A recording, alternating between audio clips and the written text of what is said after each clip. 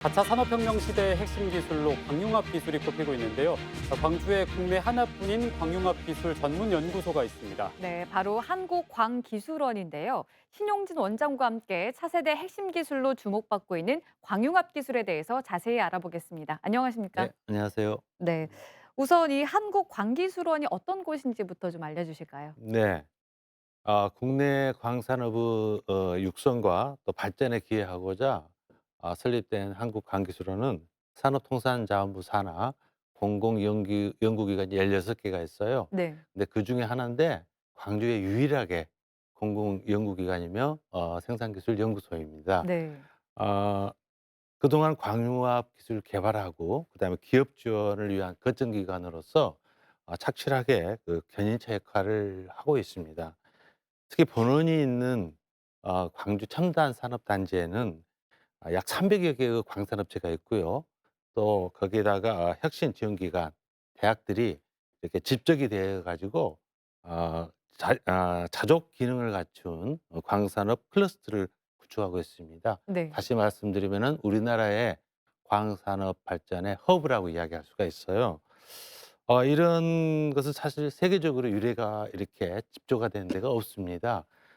저희 경우는 약 박사급이 120명, 석사급이 60명을 포함해서 약 300여 명이 오직 광융합 기술만을 연구를 하고 있는 그러한 연구기관으로서 또 2020년 초, 그러니까 2020년 1월에는 국가로부터 광융합기술 전문연구소로 지정이 되기도 했습니다. 네, 그러니까 우리나라 광산업의 중심이라고 봐도 되는 네, 거죠. 예. 그렇습니다. 예. 보니까 한국광기술원이 올해로 개원 21주년을 맞이를 했더라고요.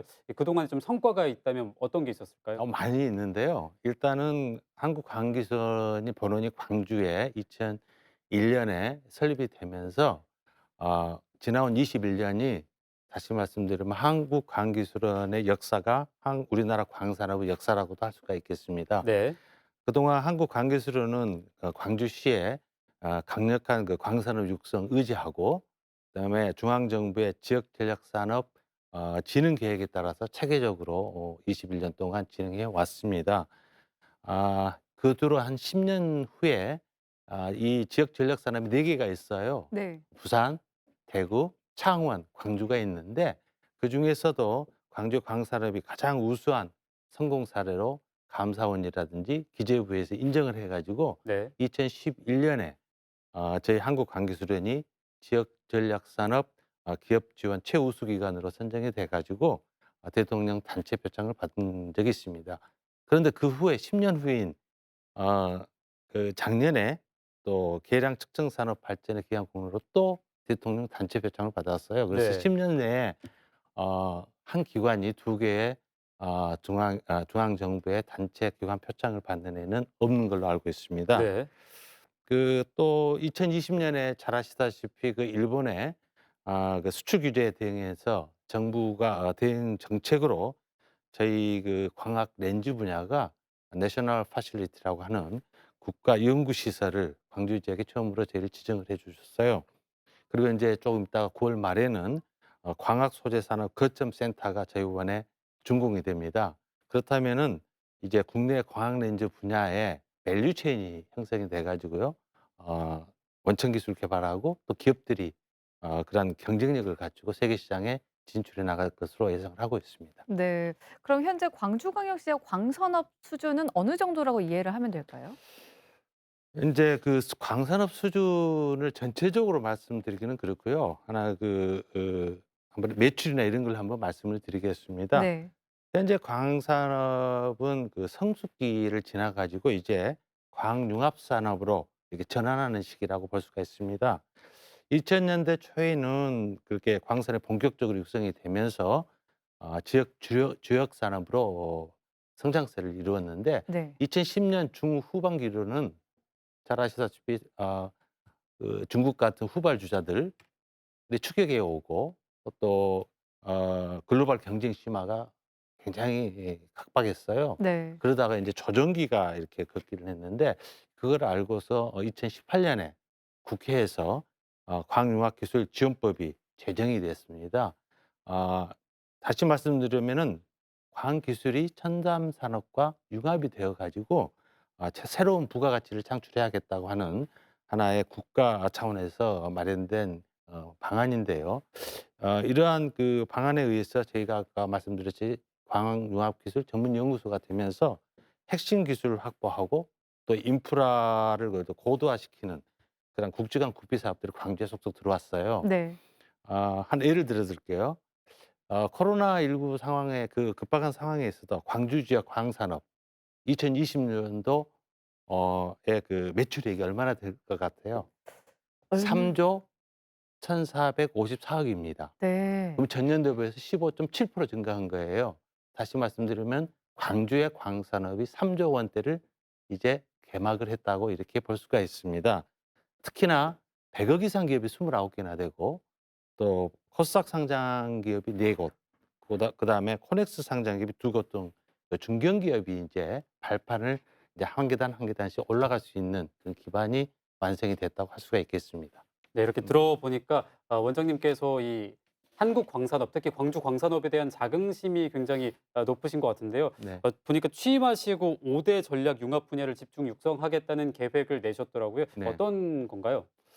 이제 잘 아시다시피 그 이 현재 흐름을 따라가야 되거든요. 그런데 최근에 그 인공지능 같은 것을 우리가 이제 일반적으로 파괴적 혁신 기술이라고 합니다. 네. 네. 그래서 인공지능이라든지 또 코로나 팬데믹, 그다음에 그 이 보호무역, 기후 변화, 이동 수단의 하나의 그 패러다임 변화 등 이런 하나의 그 글로벌 이슈가 등장하는데 여기에 대응을 해야 됩니다. 그래서 거기에 대응하고 미래 광융합 분야를 집중적으로 육성하기 위해서 5가지를 제가 선정을 해서 하고 있습니다. 첫 번째가 광소재 부품 기술이라는데요. 향후 광융합 핵심 기술이지만은 수급 불안정이 예상되는 것이 있습니다. 네. 요즘 뭐 반도체 하죠. 근데 차세대 광반도체 기술 확보가 저희들한테는 그 굉장히 중요해서 예비 네. 타당성 조사 기획을 지금 하고 있습니다.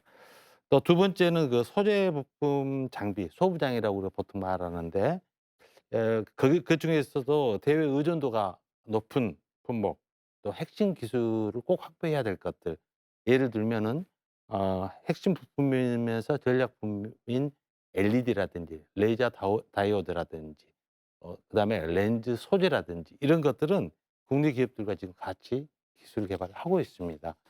그다음에 세 번째는 메타버스라는 이야기를 많이 하죠, 네. 저희들이. 그 소형의 헤드셋 장비를 이렇게 착용을 해야 돼요, 메타버스를 이용을 하려면은. 네. 근데 기존의 하나의 LED나 이런 조명 갖고는 도저히 할 수가 없습니다. 그래서 저희들이 마이크로 LED가 필수적으로 필요합니다. 네. 그래서 그 이걸 대응하기 위해서 저희 광주시와 물론 이제 중앙의 지원도 있었지만 광주시와 경기도에 코오퍼레이션 해 가지고 마이크로 LED 산업화 및 가속화를 위한 대응 과제가 벌써 시작을 했습니다. 그래서 지금 진행을 하고 있고요.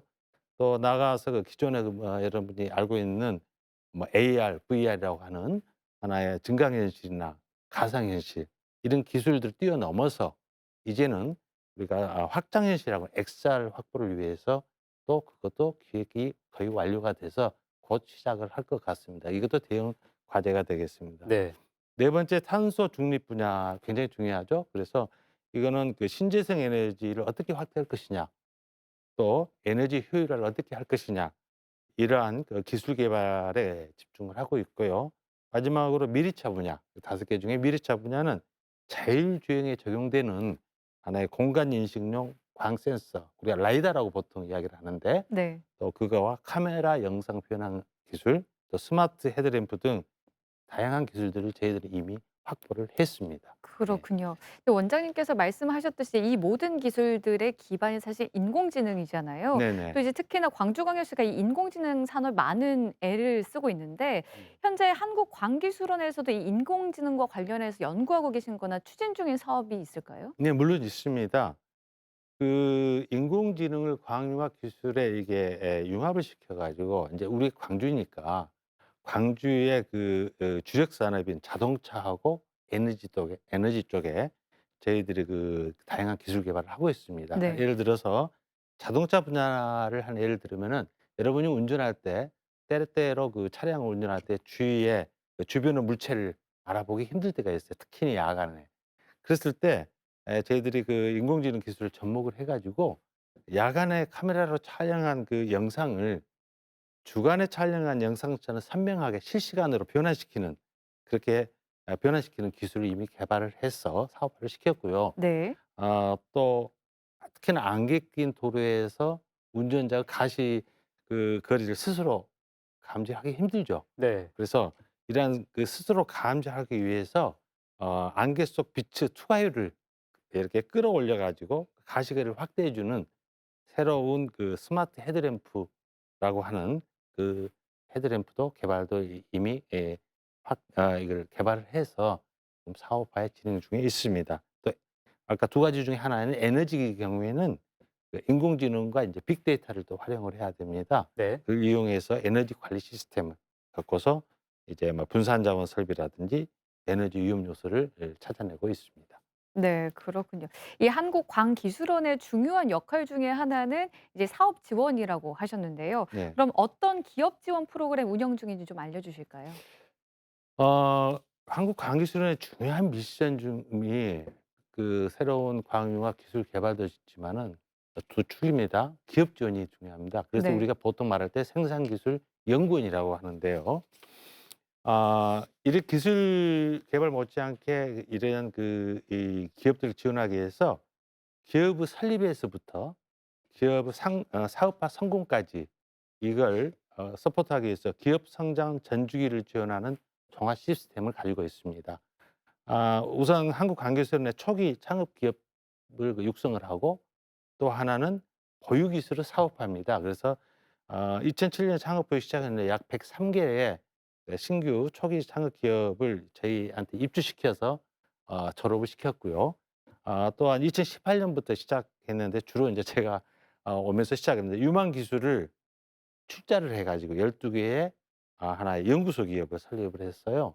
그런데 최근에 설립된 3개를 뺀 9개 스타트업이 작년에 매출액 40억을 했습니다. 네. 이제 네. 1명 내지 2명이죠, 직원은. 예. 그리고 한국가행기술원의 휴일 없는 24시간 기업 지원 운영 시스템이라는 게 있습니다. 그 기업들이 언제든지 연구 시설이나 장비들을 상시 개방하고 있어요. 그래서 누적으로 한 28만 건을 지원해 가지고 과기부로부터 작년에 전국의 국가연구시설이 376개가 있는데 거기서 우수 지원 사례 20선의 탑에 올라가게 됐습니다. 이제 마지막으로 이러한 기업 지원도 중요하지만 제품이 상용화되고 시장에 진출해야 되지 않겠습니까? 마지막 단계가 뭐냐면은 코라스라든지 이런 것들의 시험 인증이 필요합니다. 저희들이 약 누적 5만 건을 지원하고 있습니다. 네, 이런 노력들을 바탕으로 이제 우리나라 광융합 기술을 세계로 선도할 수 있기를 기대해 보겠습니다. 네. 오늘 이슈 초대석에서는 한국광기술원의 신용진 원장과 함께 얘기 나눠봤습니다. 오늘 함께해 주셔서 네. 고맙습니다. 감사합니다.